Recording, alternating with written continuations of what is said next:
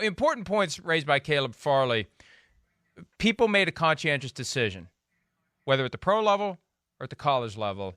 And I do feel like, to some degree, it was held against them by football people, and it's something that Caleb Farley has to deal with as he talks to NFL teams about why he sat out for a year. Does it mean he doesn't love football? And it's unfortunate that that question gets asked. Look, Caleb Farley, actually, not to blow my own horn, but he wrote a piece in my column announcing that he was opting out last year, and he was the first one. And I remember when I spoke to him about this at length, one of the things that he said to me, and this is what he wrote about, he mentioned to Chris that, okay, his mom had died, and he was, not every day, but at least 1 or 2 days a week, he was seeing his father after being with his teammates and, at Virginia Tech in, an enclosed space in off-season practices. And so he knew that a lot of his teammates were going home and doing whatever and then coming back to school, during the week and practicing. He had no idea where they were. Not that, he's not blaming them, but he's saying, I cannot risk guys going home and then coming back here and us being 80 or 90 people in an indoor facility practicing. How is that safe in an era of COVID? And he just said, I can't do it. I can't subject my father to this. And that's why I think, in my opinion, I think anybody who opts out, you really have to look at the reason why they opted out. And you have to, I totally respect Caleb Farley for opting out for that reason. And look, all of these guys, they have their reasons. You need to look at each one individually. And one very important difference between college football and the NFL. The NFL promulgated very strict and clear rules and regulations regarding gathering of players, regarding weight room time, regarding everything that could in any way, shape, or form relate to the possible transmission of the virus. And the NFL did an excellent job in that regard. The college football programs had no such oversight. They were all left to their own devices. Some schools, very careful.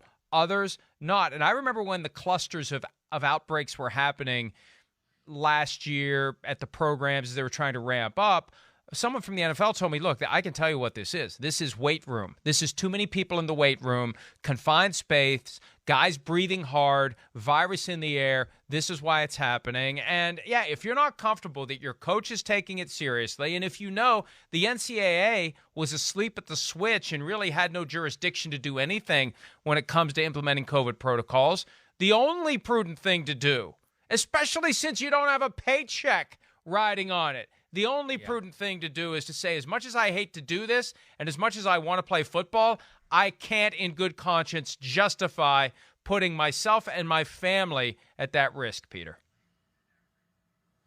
And that's why all you have to do with every guy, maybe you want to really know why Penei Sewell opted out, why Rashawn Slater opted out, why any of these guys opted out. And so the best thing to do is to ask each one of them about it. And look, you might determine there might be somebody who's just blasé about football, is a little bit passive about the sport of football. Maybe that's why, who knows, maybe that's why somebody opted out somewhere. But I think you're doing your team a disservice if you don't fully investigate that. The issue also came up this week, Peter, because of comments that Ohio State coach Ryan Day made to you in defending Justin Fields against criticism that percolated last week via Dan Orlovsky of ESPN. Ryan Day made the comment, and look, I get what he was trying to do. He's trying to support Justin Fields and demonstrate how Fields spearheaded in many respects the effort to get a college football season at all in 2020 for the Big Ten. But there it is, the language that's highlighted in yellow. Where was everybody else? Where were the guys who were opting out then? You don't love the game if you're doing something like that.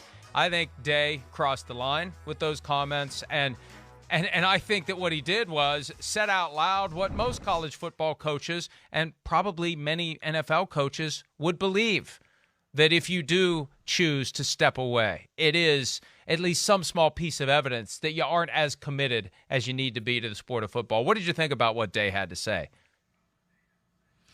At the time he said it, because I was really concerned with Justin Fields. And I didn't really realize what he said until I went back and read the transcript to our conversation.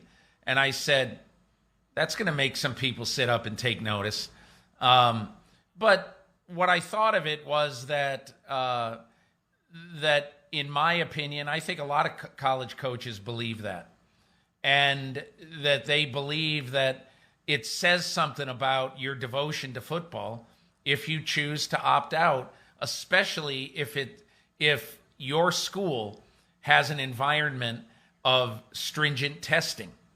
And again, look, when some players opted out, all right, people opted out at different times.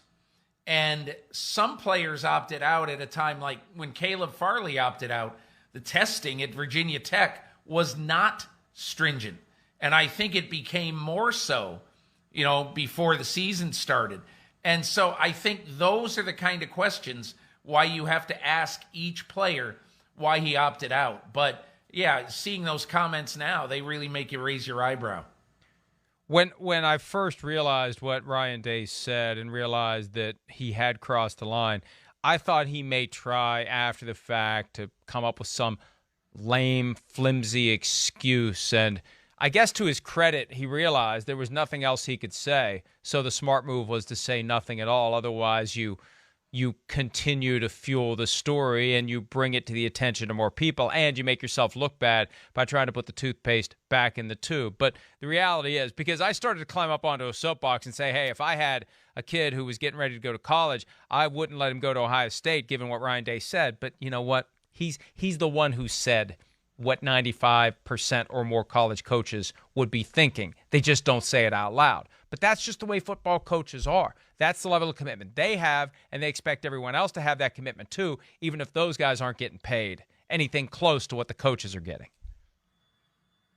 I mean, one of his points, obviously, to me was, because I asked him about, tell me about this petition thing that Justin Fields did last year.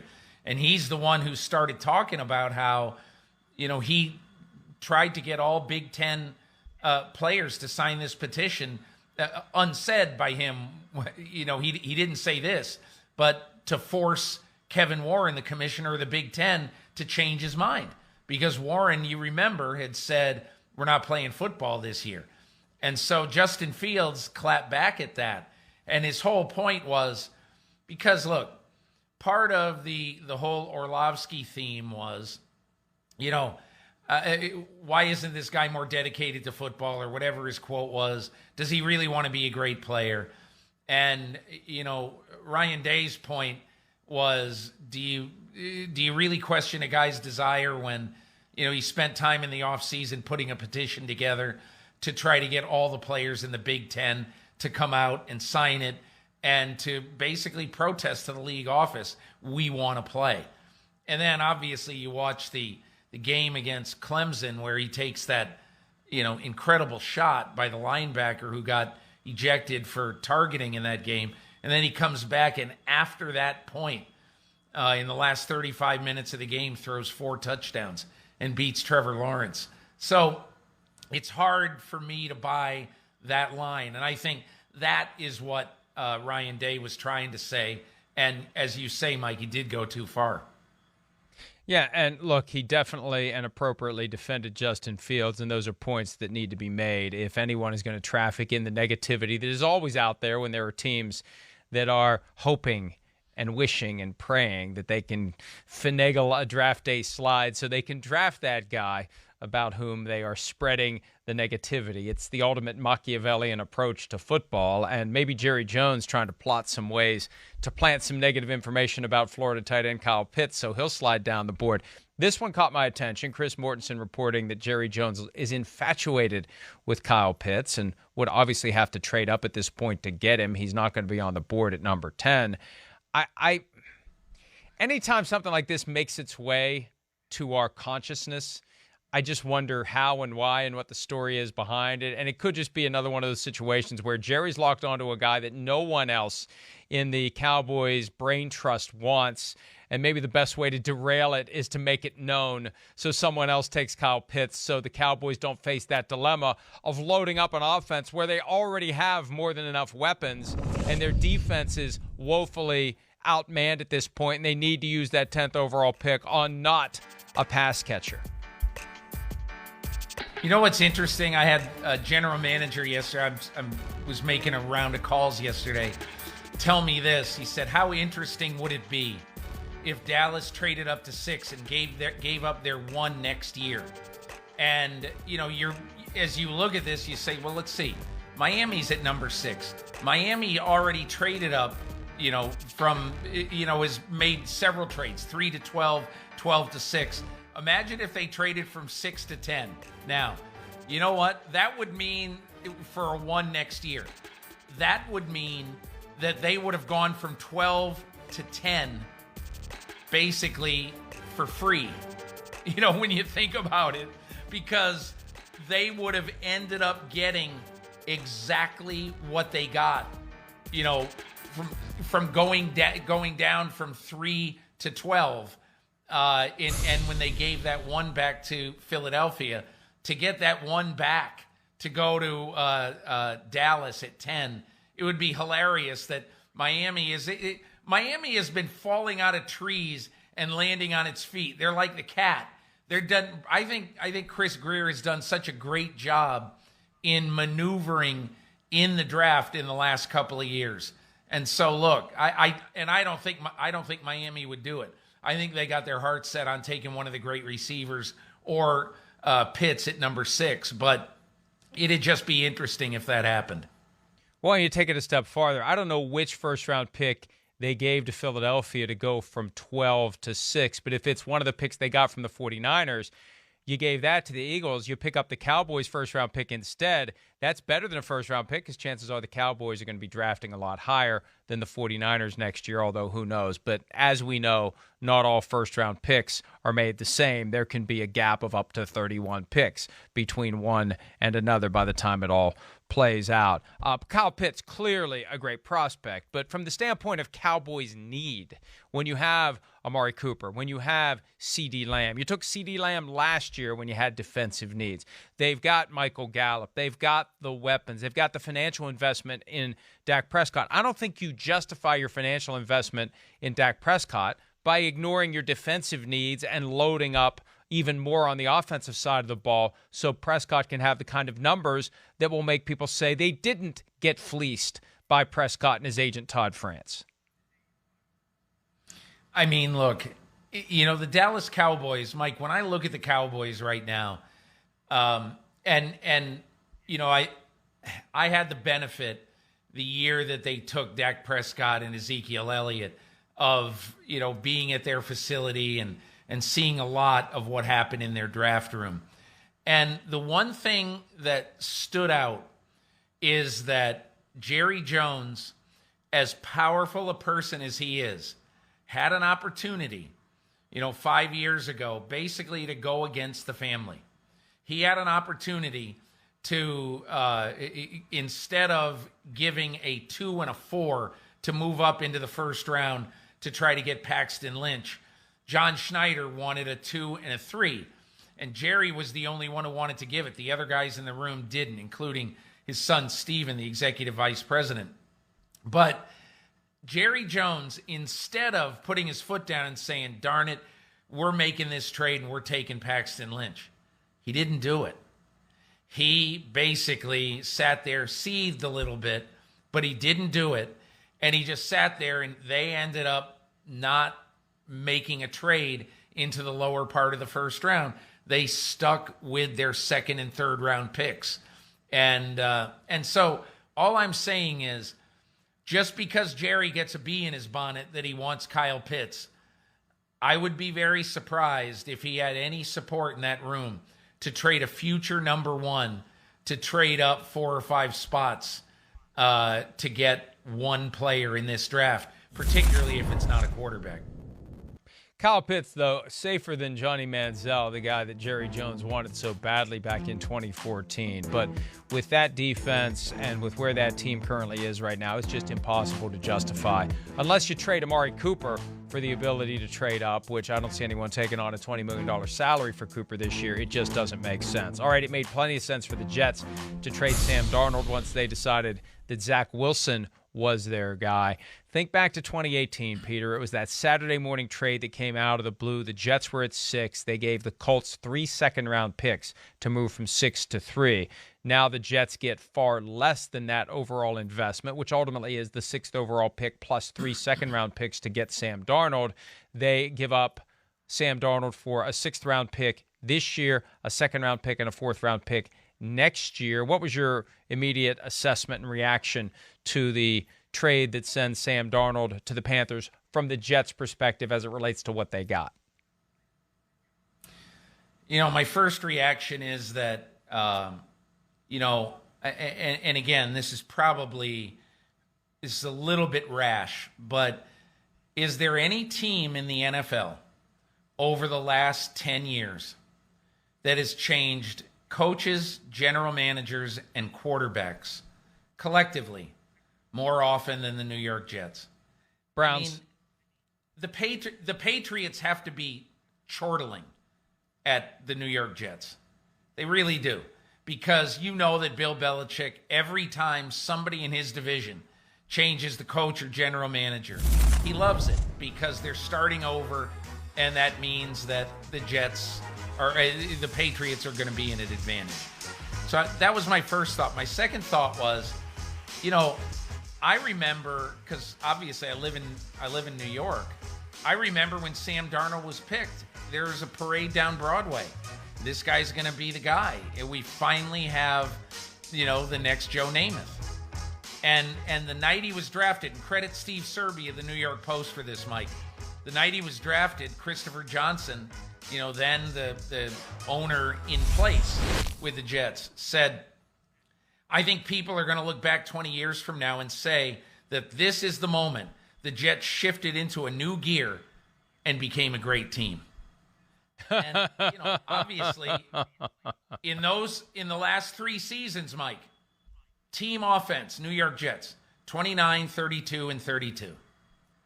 I mean, I have no idea what is going on inside the head of Zach Wilson right now. No idea. Or his family. But I'm sure they've got to be thinking as intelligent people, man, I hope this Joe Douglas knows what he's doing. And he's going to New York. Jets have a lot of draft choices right now. Yeah. Go ahead.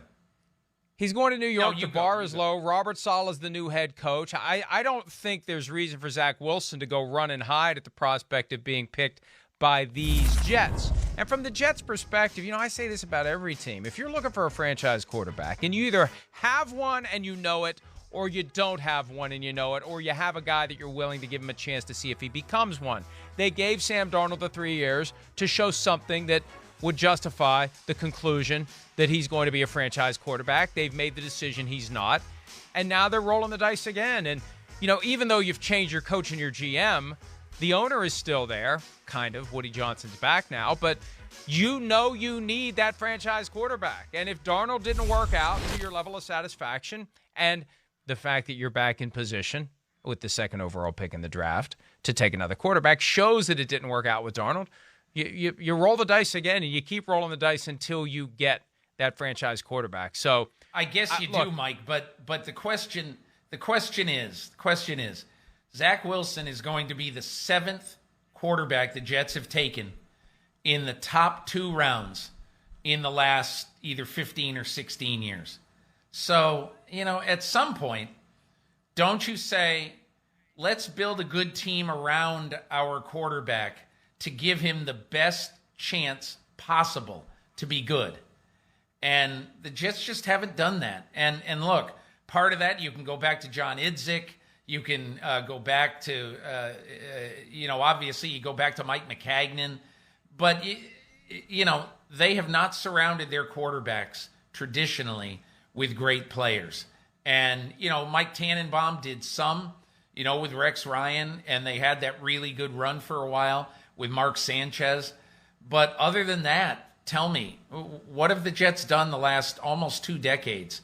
I mean, it's been a debacle. It's been an absolute debacle, which is why, in my opinion, there better be Joe Douglas right now. As much as you can say Zach Wilson's the most important guy, Joe Douglas is the most important guy in this organization for the next 2 years. He is. For the next 13 months, the next 2 drafts, he's the guy.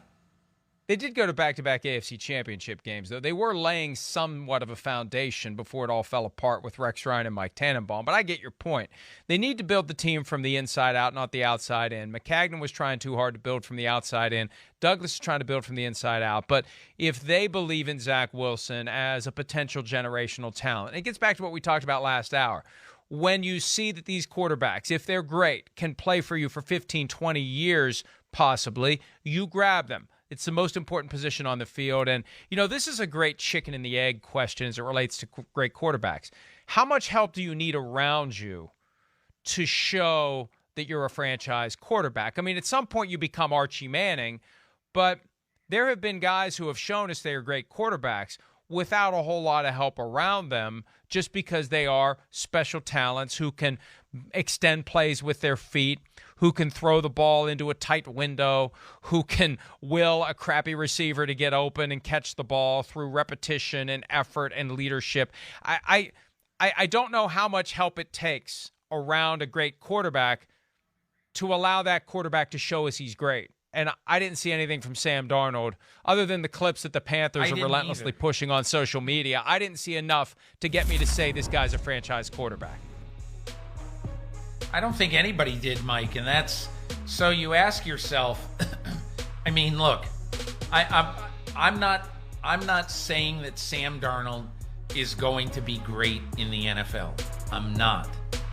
But what I am saying is, if you look at the offensive line and the weapons that he has had since he's been there, it's got to be right at the bottom of the NFL. And I don't know what number it would be. But their offensive line has been awful, and their skill position players collectively have been awful. And so at some point, if you don't take better players, how can you expect your quarterback to be any good? I haven't gone back and researched and compared the performances of Drew Brees in his years with the Chargers to Sam Darnold in his time with the Jets. My loose recollection is Brees was better with the Chargers than Darnold was with the Jets, but it's not unprecedented. No question, yeah. For a guy who clearly wasn't good enough in the eyes of his original team by virtue of the fact that the Chargers drafted Eli Manning technically, and then traded him for Phillip Rivers. But they gave up on Brees after just a few seasons, kept him around, and then let him walk away. And then Brees becomes one of the great quarterbacks of all time. So it's not unprecedented that a guy was regarded as not franchise quarterback material by his original team and goes somewhere else, and everything falls together. And lo and behold, you have a guy who's synonymous with quarterback greatness in the NFL. And maybe in 5 years, we'll be saying, what the hell were the Jets thinking? They had Sam Darnold. I get that, Mike, but the Jets now have, in the span of 15 years, have taken 6 quarterbacks who they felt, at least to some degree, had a good chance to be their quarterback of the long-term future. I mean, you can say, well, Christian Hackenberg was the 51st pick. Maybe, but you don't use the 51st pick in a draft on a player if you think that he's not going to be a starter for you at some point. And so the Jets have taken 6 or 7 guys who, they thought, okay, we're taking this guy. There's a good chance this guy is going to be our future. And they're 0 for 6. And that's the only reason why I look at Zach Wilson, and part of me says, poor guy. And the other part says, Joe Douglas is the most important guy in this franchise over the next 13 months, because these next two drafts are going to tell whether the Jets can get on the right track. The Jets have drafted plenty of quarterbacks. You are right. Christian Hackenberg, the second-round disaster in 2016. Bryce Petty in 2015. They had Geno Smith, second-round disaster in 2013. Good God. Mark Sanchez traded up to 5 to get him. Now he still has 4 road playoff wins, an NFL record. Kellen Clemens. Yeah, they've been swinging and missing on quarterbacks for a while.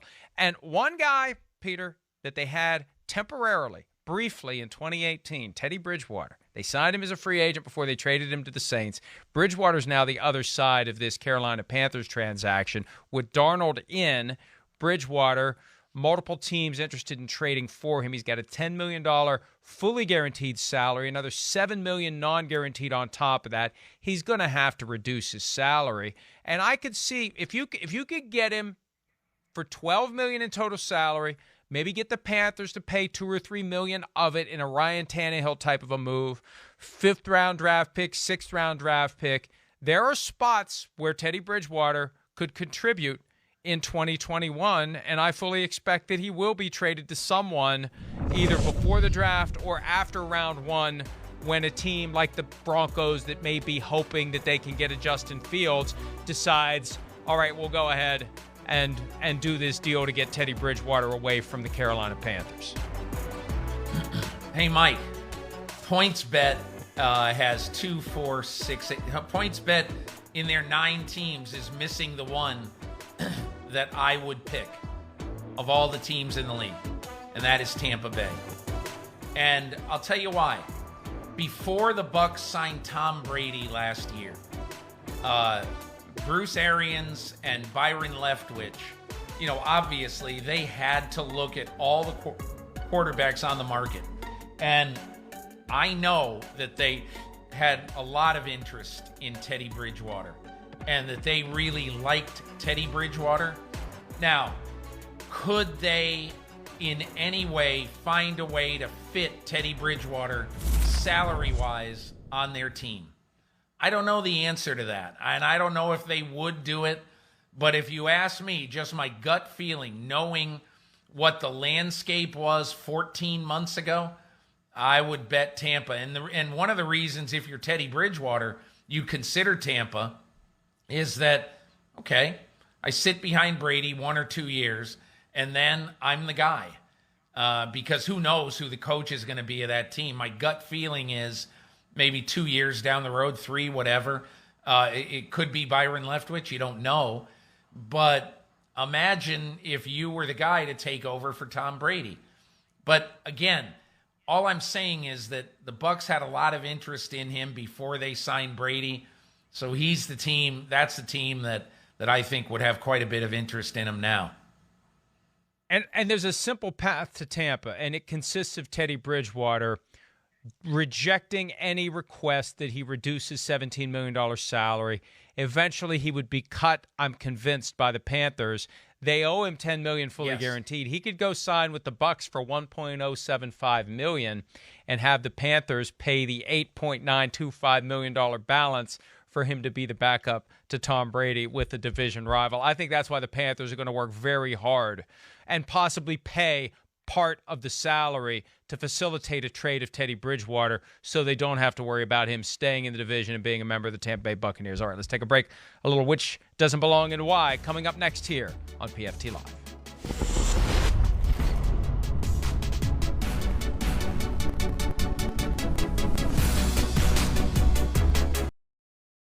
Hi, I'm Mike Tirico, and thanks for watching. Make sure to hit subscribe for the latest news and highlights from NBC Sports.